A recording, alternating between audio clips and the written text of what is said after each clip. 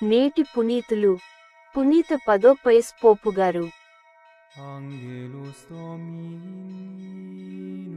నేను మా నుండి నా గొట్టెలను తీసుకొందును, మీరు దానిని మృంగివేయజాలరు. బుధవారం, ఆగస్టు 21, 2024. మొదటి పఠనం యెహెజ్కేలు గ్రంథము 34వ అధ్యాయం 1 నుండి 11 వచనాలు. ప్రభువు వాణి నాతో ఇట్లనెను, నరపుత్రుడా, ఇశ్రాయేలు రాజులను ఖండింపుము. యావే ప్రభుడనైన నా పలుకులను ప్రవచన రూపమున వారితో ఇట్లు చెప్పుము. ఇశ్రాయేలు కాపరులారా, మీకు అనర్థము తప్పదు. మీరు మీ కడుపు నింపుకొనుచున్నారేగాని గొట్టెల మందలను మేపుటలేదు. మీరు గొర్రెల పాలు త్రాగుచున్నారు, వాని ఉన్నితో నేసిన దుస్తులు తాల్చుచున్నారు. వానిలో మంచి వానిని చంపి తినుచున్నారు, కాని మందను మాత్రము మేపుటలేదు. మీరు గొర్రెలలో దుర్బలమైన వానిని పట్టించుకునుటలేదు. రోగము సోకిన వానికి జబ్బు నయము చేయుటలేదు. గాయపడిన వానికి కట్టు కట్టుటలేదు.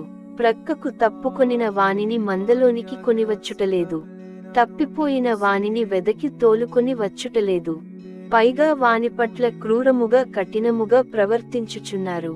కాపరి లేనందున గొట్టెలు చెల్లాచెదరయ్యెను. వన్యమృగములు వానిని చంపి తినివేసెను. నా గొట్టెలు ఎత్తైన కొండల మీదను తిప్పల మీదను తిరుగాడెను. భూమి అందంతటను చెల్లాచెదరయ్యెను. వానిని పట్టించుకొనువారు కాని వెదకువారుగాని లేరు. కాపరులారా, మీరు ప్రభుడనైన నా పలుకులు ఆలింపుడు. సజీవుడను యావే ప్రభుడనైన నేను ఆనపెట్టి చెప్పుచున్నాను. కాపరి లేడు కనుక వన్యమృగములు నా గొట్టెల మీద పడి వానిని చంపి తినివేసెను. నా కాపరులను మందను వెదకలేదు. వారు తమ కడుపు నింపుకొనుచున్నారే గాని నా మందను మేపలేదు. కావున కాపరులారా, మీరు ప్రభుడనైన నా పలుకులు ఆలింపుడు. యావే ప్రభుడనైన నేను చెప్పుచున్నాను. నేను మీకు విరోధిని అగుదును. నేను మీ నుండి నా గొర్రెలను తీసుకొందును. మీరు ఇక మీదట వానిని మేపజాలరు. నేను మీ నుండి నా గొర్రెలను కాపాడుదును. మీరు వానిని మృంగివేయజాలరు. యావే ప్రభుడనైన నేను చెప్పుచున్నాను.